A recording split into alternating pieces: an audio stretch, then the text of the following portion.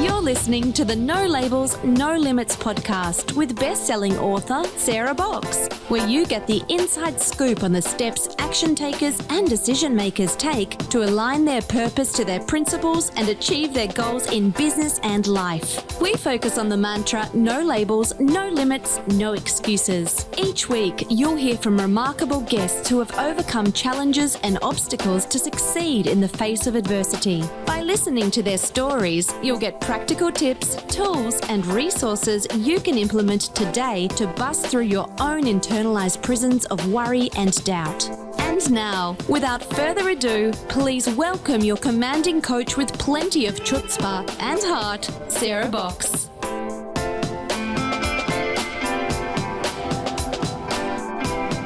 Hey there, welcome back to another 5-year celebration compilation. This week, we're sharing clips from 4 interviews from March 2020 as we were entering 2 full years of the No Labels, No Limits podcast. Now, in this particular episode, you're going to hear from 4 amazing women. The first is Connie Benjamin, who is the concierge executive assistant, marketing expert, best-selling author, and management consultant. When Connie and I spoke in 2020, she had just published a book, My Fire Within. And in this clip, I asked Connie how we can reset our minds to unseat self-doubt and get in the right state of mind to live fully. Then we shift gears and talk with Terry Johnson from Personal Best Partners. Terry shares what happens when we dial in too much on our strengths at the expense of ourselves and our relationships, and how collaboration can blossom when we link independence and interdependence for a purpose beyond a single individual. Then we shift gears yet again and talk with Cher Downing. Cher is the CEO of EdTech, and she has over 30 years in higher education and corporate education. Cher brings that C-suite leadership and her online learning expertise and experience in the EdTech industry into our conversation as I ask her how her FBI training, learning about the law, and technology influences her thinking. And then we wrap it up with Melissa Haveman, who is a team effectiveness and creative professional leader coach, author, content specialist, and an accredited facilitator for the 5 behaviors of cohesive teams. Melissa and I talk about the strategic ways to use doubt to overcome fear, especially fear encountered in our creative pursuits. So listen in. I'm sure you'll enjoy these interviews as I did re-listening to them. And if so, please reach out to us or to the individual guests and let them know that you listened and that you benefited. Fears and how do we overcome self-doubt? And in my book, I talk about that a lot because I believe that one of the biggest things holding women back to living our purpose is fighting against that self-doubt, fighting against that fear and that and guilt and so many things. It's all mindset. And if we can know how to set our mindset free to step into who we're really meant to be, that's when we can do anything. So do you reset your mind daily, hourly, annually? Like how often do you go, whoops, time to get my mind in check here and get in the right state? All of it. I definitely have a morning ritual that I do, and something that I learned at that event. It's called the Pillars of State, and so there's different ways that we can change our mindset. And first, I need to say, mindset really is everything. Mindset. There's so much. It's been very interesting writing the book because I've got a chance to delve into other books and studies supporting that mindset is everything, that how we think actually impacts our physical body and it impacts how happy we are and how connected we are with the people around us. And so mindset really is everything. And that's so exciting because that's in our control. So many things are not in our control. That's in our control. So one thing that I do, because I am so not perfect and I need all the help I can get, is that I have a morning ritual that I do every single day. I do not mess around this stuff because I need all the help I can get. And it's this ritual that I do around making sure my body is, and is as healthy as it can possibly be, asking myself questions so that I can change my focus to focus on what I really want to focus on and be in a place of gratitude and having a good mindset. Because I don't know about you, but first thing in the morning, that's not my go-to. Sometimes that's not my go-to. I need help to get there. And nutrition as well. And doing those things, oh my gosh, is incredible. And if you want, I can dive into some of the specifics around how I do that. I think that would be great, because I do know, and I love when you say that it's not necessarily how you wake up every day, but to recognize that it is our choice. And I can be in the same place. Like I can wake up, I'm thinking, what was I dreaming about last night? Because my mind's already going a mile a minute about what has to get done. And I'm thinking, oh, sit back, sister. That stuff's not important. Let it go. But that has taken a long time to be able to go, okay, let's get set for the day and who you want to be. And it's interesting that you say gratitude is a big part of that for you, because it can so quickly change how we're thinking and interacting with ourselves and with others. So yes, please share some about the details of how you go about that. Okay, awesome. I love that you point out gratitude. Gratitude really is, it's incredible how the brain works, that if we can redirect our brain, we can redirect our experience. And so this stuff is so powerful. So one thing that I do that has helped me to do this consistently, because I don't know about you, but I can sometimes start on a routine and I think I am going to be the best this year at exercising every day, eating nutritious. I'm going to be rocking every aspect of my life.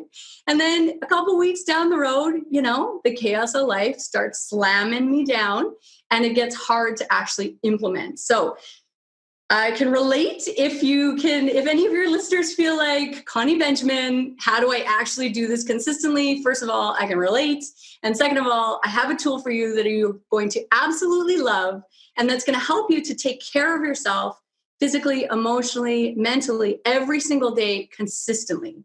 And I think that's important, especially as women, because we often put ourselves last. And so we need to learn to put ourselves first so that we can be who we want to be and do what we want to do. So this is what I do. It's something called block time. And block time has changed my life. It's how I wrote my book. It's how I exercise every morning. It's how I do everything, including connect with my partner and my kids. So block time is basically taking a set time that we're going to do something. So let's say, and a specific goal. So for me, let's say I want to exercise for half an hour every morning. So I would say the specific thing I'm going to do every day is I'm going to exercise every morning. And I set a time for it. I'm going to exercise at 6:30 every morning. Now, I don't exercise necessarily on the weekend at 6:30, but during the week, that's what I do. Now, a lot of people say that, right? And how often do we stay with it? It's not often. It's because we're missing, often in the personal development world, we're missing one key component. And oh my gosh, when I started implementing this, I exercise no matter what. Rain, shine, not feeling good. It is amazing. So what is missing is having a motivator. So the problem with goal setting often is that we have something we want to do, but the results are so far out there. It's hard. We want to exercise, but staying in bed right now seems a lot more of a better choice. We want to eat right, but the chocolate cake in front of me is immediate and it looks way more delicious than the plate of salad. And so we have to push the immediacy of so that we make the choices for our long-term goals. And that's how putting a motivator to it makes it so we do it. So an example is, I exercise every morning at around 6:30 in the morning. And if I do it, then I can check my email. And if I don't do it, no email, sister. And that's something that has worked well for me. A strength can be dialed up too high. And here's an example that I have seen so far. One of the ones that I love to see if there's a project that you really want someone to take ownership for is responsibility. If somebody has a strength of responsibility, I know it's going to get done. I don't have to follow up with them. I know because I've seen that strength in play enough times that they'll accomplish it. But I also know that there's a risk that responsibility can be dialed up too high. And when it's dialed up too high, people can take on too many things and have a hard time saying no. My plate is full, or not now. My plate is full. Come back to me in 6 weeks, or come back to me whenever. So one of the things that when we're working with teams and individuals, we teach them how to really look at what's happening. Because according to Gallup, 2/3 of all weakness is an overuse or an underuse of a strength. When we overuse our strengths, what are there telltale things? And, in the absence of someone saying, hey, Terry, hey, Sarah, this feels like maybe it's an overuse. How would we recognize that in ourselves?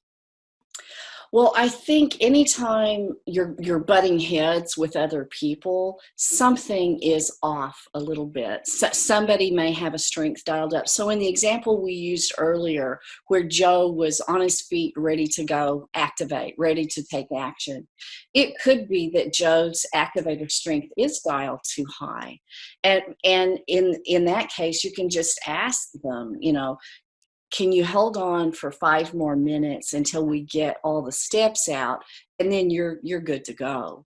So anytime there's conflict, take a step back and look at what might be at play here. And there's some wonderful phrases, Sarah, that I like to use with people about how they're experiencing whatever it is that's happening. And you can look at somebody and I can say, Sarah, I know that you have strategic very high in your strengths. Tell me how this idea that we're presenting looks through your eyes. What are you seeing? What do you see that's missing? And what's really valuable about that is a lot of times on a team, there's short-sightedness on the decision making, because if one person's making a decision, they only have their point of view to draw from. I kind of believe that this whole strengths understanding, where none of us has all 34, right? Nobody has everything. And I believe that there is a creative designer out there, call it God, call it whatever you want to call it, that designed it that way so that we would partner with each other. And we could pull people together and say, you know what, I'm really good at the strategy piece, but I am not so great at the execution piece. So I need a partner, somebody that's really good at execution, to come and hang with me, or to talk to me a couple of times a week and check in about how many steps have I taken? Am I there yet? What else do I need to pay attention to? So collaboration is one of the most exciting things about strengths that I love. I love that piece of it. Well, let's dive into collaboration a little bit more. So folks who live in the nonprofit sector, or who get their funding through grants and foundation, a number of things, that is actually one of the conversations over the past decade plus, right? People who are investing, they want to know that you're collaborating, that they're not just funding you in a silo, someone else next to you, and doing duplicative work. So let's just say now we've got 5 or 6 organizations working on a collaborative project. Okay. And you've got the leaders of the organizations in the room. I'm trying to really think about how to roll this up and get people thinking broader, because I think what you're talking about here is so powerful in looking at strengths, right? So we can look at kind of those objective measures of an organization's strengths, like financing, staff, those things. But this ability to step back and recognize and lift up other people's strengths so that together you get a better result, brings to me the two questions. One is, would you use that in a group that is forming, right? So they may be, like I'm describing, this pod, a small pod that represents an extended group of people. So they are the leaders. Would you have them do something like Strengths Finders, and personality-wise, to see where that would be, where that could be an impediment or a bonus to the relationship? If I was bringing groups together like that, like especially when you said they might come from different organizations, I might do something that shows an interdependence model, a collaboration model. And if you can just imagine a diamond, and on the left side of the diamond, it's somebody who's at dependence, somebody who's waiting, they're not taking action, they're just kind of passive, they're waiting, waiting, waiting. So nothing's going to get done when somebody's at that. We call those bottom 3 points of that diamond the toxic triangle. If you go to the other side and you've got somebody that's tired of the waiting and they just think, okay, I'm just going to do this myself. I'm just going to operate independently. I'm just going to handle it. It feels really good for a minute or two, but then you've left your team behind. You've left your collaborators behind, and you're serving you, but it's not serving the whole very well. And then at the bottom of that toxic triangle, you've got codependence, which is kind of transactional. It's like the meeting after the meeting where you complain about whatever was said or whatever decisions were made, and you feel a little bit better because you've joined somebody in their complaining, but that's not really serving the whole either. And so then at the top of that diamond, you've got interdependence. And at interdependence, I serve us so we can serve others. So it has that sense of deeper purpose at the apex. And that's the place where you want to reside with your strengths and with each other as an intact team, and when you're collaborating with the community at large. I mean, I'm interested in how your time at the FBI Academy may have shaped how you approach things or filter things, if it had any impact at all. So I've had a very, what I term, interesting and luxurious career. I came into online learning in the early 90s, and that's when it really started. Sadly, I can say that I'm old enough to have been on 1.0 for all of the softwares and big companies that are out there now. I've actually outlived some of them who have been merged or acquired by somebody. But one of the things that I learned early on was we didn't know what we didn't know. And so we could try and fail, and it was okay. Normally, you don't get allowed failure. We're a society that expects great things, and we expect always success. And nobody knew anything about online learning. So failure still meant we were doing something. We were still trying something. One of my colleagues, that we were the NASA of learning. We didn't know what we didn't know with the space program. And so as long as we were doing something in it, everyone was excited. So, fast forward, and I got the opportunity to go through the FBI Citizens Academy, which really teaches you not only about what the FBI does and their purpose, but it also exposes you to a little bit of how their training goes. And so you start to really understand looking at things a little bit differently. You start to understand where the role the media plays versus the reality of what the information that comes in. You start to understand how they look at the world globally, long before the rest of us were looking at it globally, and how one thing can impact something else. Where's the domino effect that as a citizen, you don't always see that. They're behind the scenes doing things. And so when you see that final outcome on TV, you're like, oh my gosh, they've known about these things for a long time, and they've been following things and tracing things. But there's also the technology side, which is the things that they've done for years. They've always been a step ahead. And so that technology has fit into how they train their own people and what they needed to know and how they needed to react. And so all of those things really started to form into, when you're teaching and when you're training people, there's a normalcy in how we deliver material, but we're not considering our audience. If you talk to a behavioral analyst in the FBI, which many people see kind of a smidgen of it on TV shows now, but they understand that depending upon how you answer, I'm going to shift the conversation a little bit. I'm going to shift the focus. I'm going to get you to respond to what you're not even thinking about responding to. Well, that's what we do in teaching. If we're good, we're going to get you excited and interested in the subject matter. If we're training you, we're going to get you excited about the product or the widget that we're using in our company. We're going to get you to move forward and take that out in a positive aspect. So it really kind of tied together. The other thing that I did was I did a postdoctoral master's in legal studies. And that tied so nicely together with the Citizens Academy because I learned the law. And I understood suddenly how to read a newspaper differently, how to understand what I term a surface level distinction of things that are going on, whether it's crime, again, in the technology field, spamming, all of these things, hacking that's come on. All of that really came together with starting to understand how the legal aspect of it is and how the FBI deals with those issues. And so all of that, I think, really made me understand more so the protection and the security that we had to do for our people as much as training them. We have someone in our online area.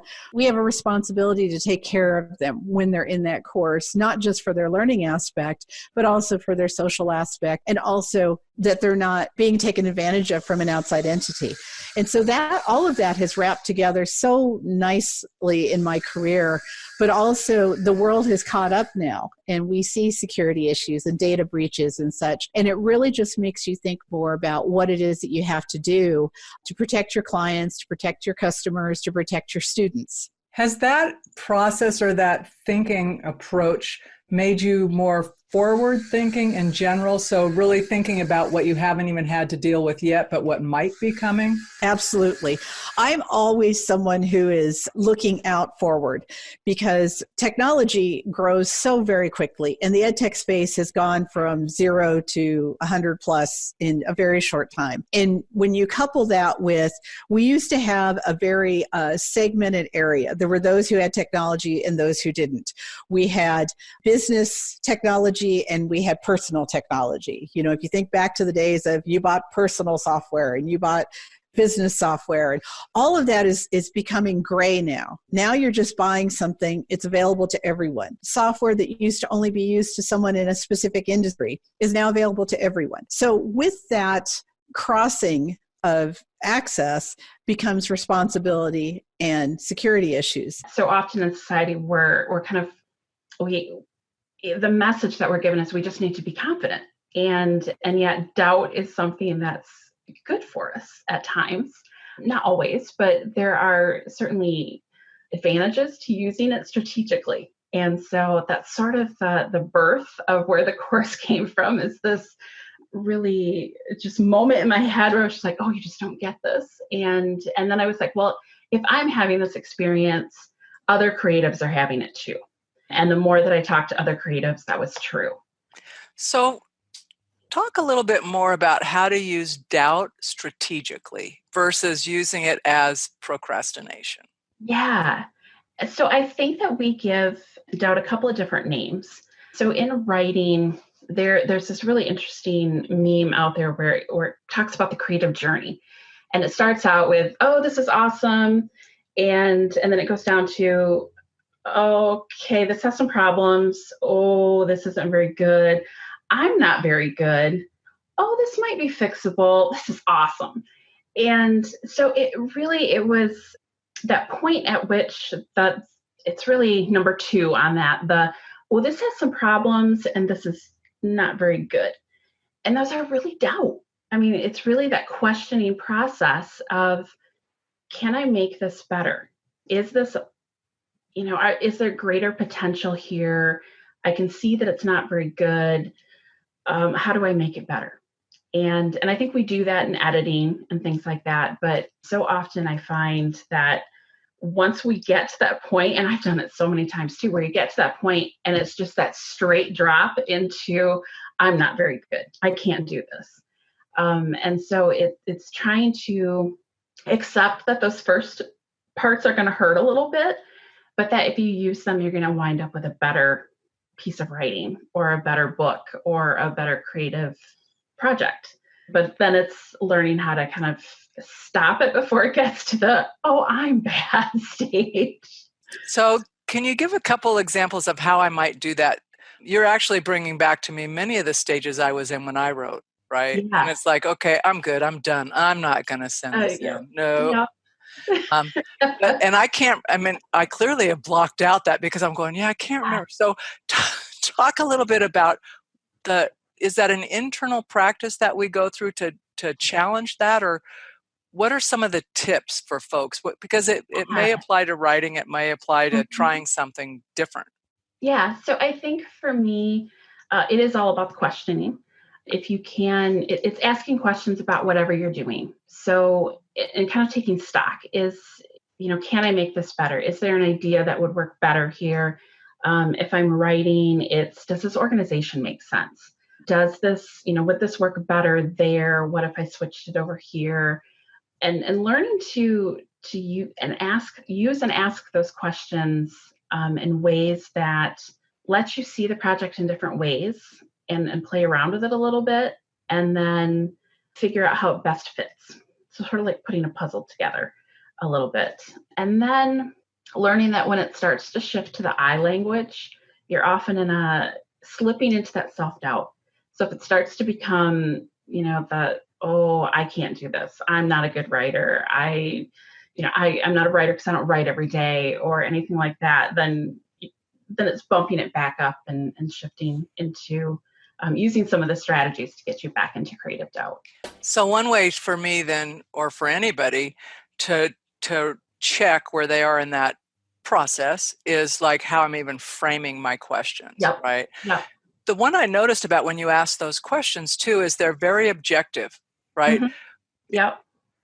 Does this outline flow? Is the content make sense? Could it be better this way, right? Those are things you could either look at yourself, or if you're stuck, ask someone to say, do you have suggestions, right? Because if I say to you, Melissa, do you think I'm a writer? That's subjective. Yeah. Right. So there's no good answer to that. Right. It's like that. Do I look good in this outfit? It's like, but I'm joking a little bit, but really the choice of words we ask our questions with reflect for me. So important. Where's my headspace in? Yeah. Right? Yeah. Am I looking for encouragement or really some help? So now let's just say I've kept going on my writing project. Where's the piece of actually finishing it? How do we get over that piece instead of saying, later? Right. Yeah. It's funny because if you talk to writers, we'll talk a lot about procrastination. We'll talk a lot about writer's block and all of those things that stop you and stall you and keep you from finishing. And a lot of it, once you get down to it, is doubt. It's that I don't know if I can do this. And there's the fear of doing it, the fear of failure. And creative work is at its core, you have to risk rejection if you're going to create anything, because anything that we create in that artistic sphere is always subjective. And so someone's always going to love it and someone's always going to hate it. And so anytime you put something out there, you're always going to be risking rejection. And so that's a really hard thing for a lot of people to kind of get over. So in the course, we talk about different strategies. Once you know you're in that spot where you're starting to stall and you want to stop, and it's because it's doubt or it's fear. And then, there are a whole bunch of strategies, and it's really about, in typical coaching fashion, figuring out which strategies work for you. So I've included some that don't work for me at all. Some people do a lot of journaling, for example, and we'll write in journal in third person, and that kind of helps them bump over that doubt, something I can't do. I can't stick with it. But I use my character strengths a lot. Humor is a great one for me. I'm always, pulling that one out if something goes wrong. I'm like, laugh about it and move on type of thing. Or, just kind of pushing yourself to do that small action, that first step, just one thing that moves you forward. And then, typically you're already on that road. Once you take that first step, you kind of keep moving. You've been listening to the No Labels, No Limits podcast with best-selling author, change agent, and strategic vision coach, Sarah Boxx. You can grab the show notes and find out how to work with Sarah at sarahboxx.com/No Labels, No Limits podcast. We'd love this podcast to reach as many people as possible. So please remember to rate, leave a 5-star review, and share the podcast with someone you think would get value from this conversation. Until next time, keep taking those daily action steps to align your purpose to your principles and achieve your goals in business and life.